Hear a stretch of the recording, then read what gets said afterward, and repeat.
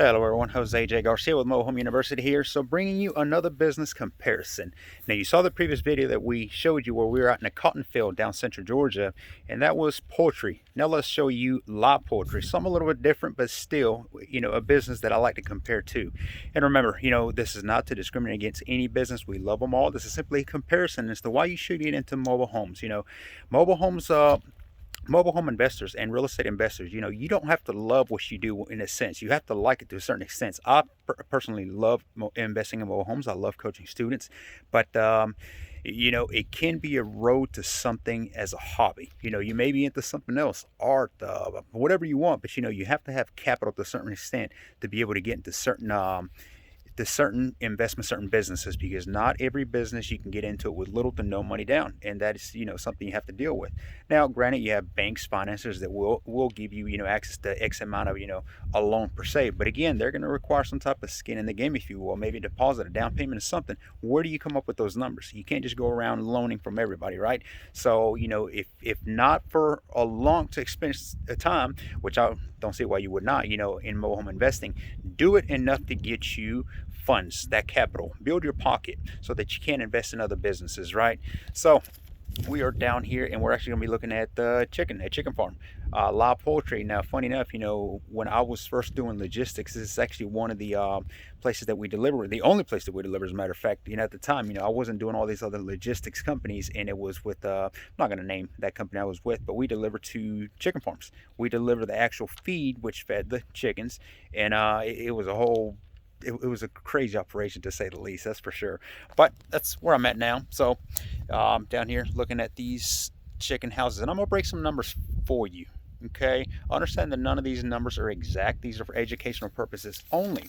Okay, so when you think of expenses, just even here though, I guess in some of these chicken houses, person could look, I guess, like a mobile home, I suppose, a giant one, and that's what it is. All they do is keep live poultry in here, live chickens, for X amount of time. That X amount of time, I'm told, is anywhere from 40 to 45 days, sometimes a little bit less.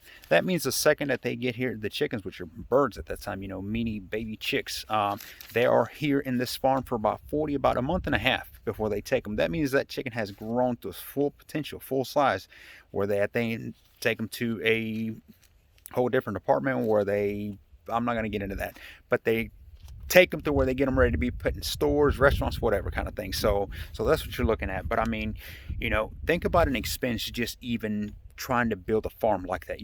How many chicken houses will you need, to be able to house X amount of chickens per home, and then be able to carry on those expenses along with the managing of. Could you imagine? Let me open this up for you. I want you to see inside the actual home. So it's a little dark, and I'm going to turn my camera so I can see better. So this chicken house is full of chickens, and these, I'm told, is about 3 weeks into it. So, but tell me what you think the utility bill might be on something like this, the power, just to house them. It is very warm in here. It doesn't smell so pleasant, that's for sure. I wouldn't want to be in here unless I absolutely was freezing, but because it is warm, and they have to be that. As you can see, that is the chicken feeders that I was talking about. That's where we provide the chicken feed, and they bring them in here. Then you have to water. That's a source as well that they have to do. So there's expenses they carry on from that to just being able to have the farm. And again, how many houses will you need to be able to sustain? I'm told that if you have 2 to 3 chicken houses, it's almost not worth it. Not to say you shouldn't do it, but it's just so many costs to go with it that you can't really make a profit until you really pay everything off. And how long is that going to be? One of these chickens, a total of 100,000 per home. So you can do the math on that. That is a long-term investment. Nothing wrong with that. Now, granted, you're in poultry, so that means that you get tax incentives. That's a beautiful thing. Of course, you shouldn't get into any business for tax incentives. That's a plus, a bonus, not something that should make you want to get into the business for that reason. Then you have the machinery.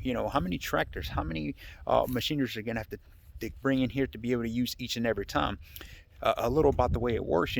After the month and a half that I'm talking about with the chickens here, and they take them, then you have empty chicken houses, which you have to again come in and clean up and get them ready for another batch, then another batch. You might hear from that if you live out in the farm and you get that smell of chicken crap per se. This is where it comes from. They take it out, and that is actually something that a lot of people invest in as well. The actual chicken crap, they get them out of here and they go sprinkle it around big lawns and hay fields and that sort of thing, but it's just a lot that contains that goes into it.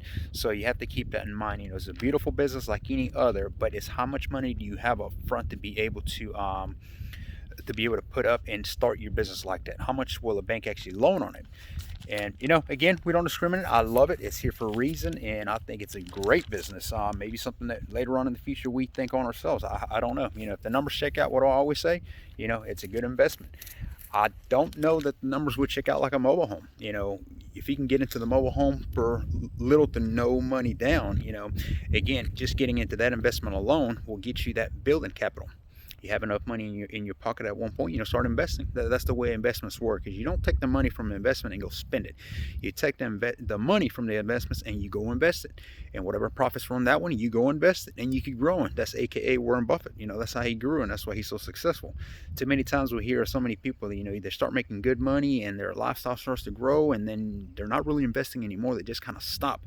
And that is the worst thing that you can do. Is anytime you get comfortable, that's if you're not growing, you're not growing, the opposite of that. So that's how that works. But okay, well, that does it for this video comparison. If any of you know chicken farms, you know a lot more than I can in this, drop a comment below. I'll be happy to interview any of y'all who owns a chicken farm. Let me know.